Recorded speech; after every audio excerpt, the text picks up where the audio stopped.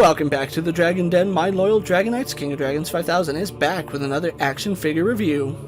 Today we'll be taking a look at the Medicom Toys Mafex Darth Vader. But before we have a look at Darth Vader, let's take a moment to thank today's sponsor.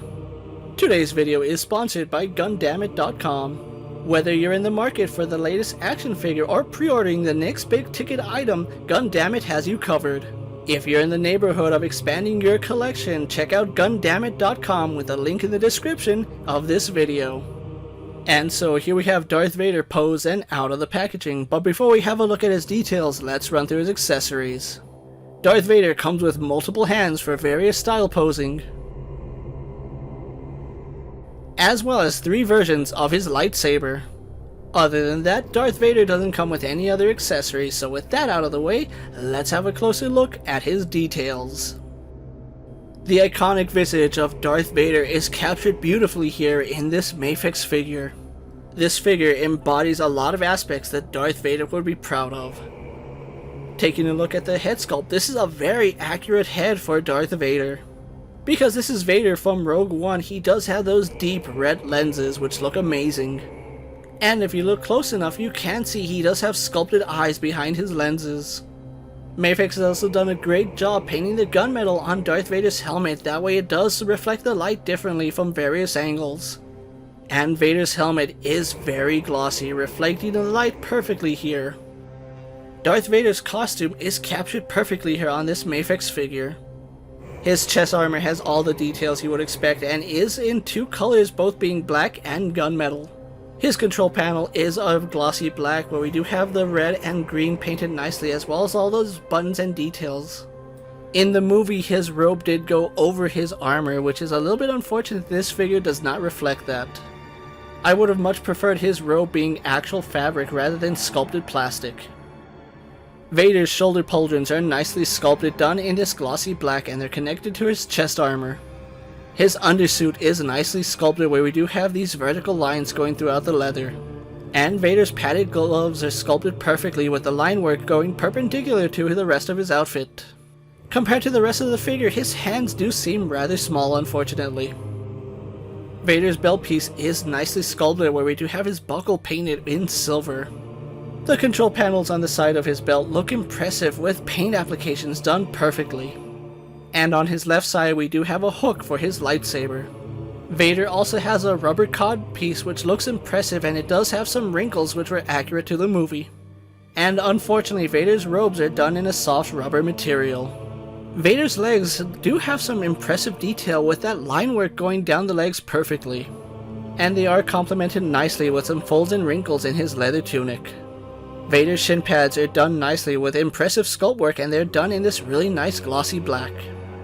Vader is wearing a set of black boots which are done in this matte finish, contrasting his shin pads very nicely. And it wouldn't be Darth Vader without his impressive cape. There is a wireframe running down the sides of Vader's cape. Unfortunately, it doesn't have a wireframe at the bottom, which would have helped with posing. So the sculpt work on Vader is rather impressive, despite the fact it's not 100% accurate to Rogue One. With his details out of the way, let's get Vader compared to our usual suspects. Here we have Darth Vader posed next to Marvel Legends Cyclops and DC Multiverse Superman. Mattel's WWE Elite Series and Mezco's 1/12 Collective Popeye the Sailor Man. The Lightning Collection White Ranger and the Star Wars Black Series Mandalorian. And here we have the Mafex Darth Vader posed next to various Darth Vaders from the Black Series. So Vader will be slightly taller than your standard 6-inch scale action figure. With the comparisons out of the way, let's have a look at Darth Vader's articulation. Darth Vader has a ball joint in the neck, ball sockets in his shoulders, arms go out to the side and do a full 360, swivel at the bicep and double hinged elbows, ball hinges in his wrists, double ball joint in his upper torso and ball jointed lower torso, legs kick forward, go back, out to the side and have a thigh swivel, double bend in his knees, ball hinges in his ankle, and finally a toe hinge. So Darth Vader here does have some pretty good articulation, despite the fact being a character that doesn't move around much. So with everything said and done about the Medicom Toys Darth Vader, let's get him posed for my final thoughts. The Mafex Rogue One Darth Vader is actually really nice. I like what they did here with Darth Vader. It is rather obvious that they retweaked the mold from the Revenge of the Sith Darth Vader and made it into the Rogue One Darth Vader. Obvious indicators being that the robe is going underneath his armor where it should be going over his armor. And then the carryover from that old mold is that the top of his helmet is removable despite the fact he never took it off in Rogue One. The sculpt work on Darth Vader is phenomenal and the head sculpt is one of the best we've seen in any company. Where this Darth Vader suffers for, I believe, is in his soft goods, unfortunately. Despite Vader having a wireframe in his cape, the bottom of his cape lacking a wireframe makes it unruly and really hard to manage.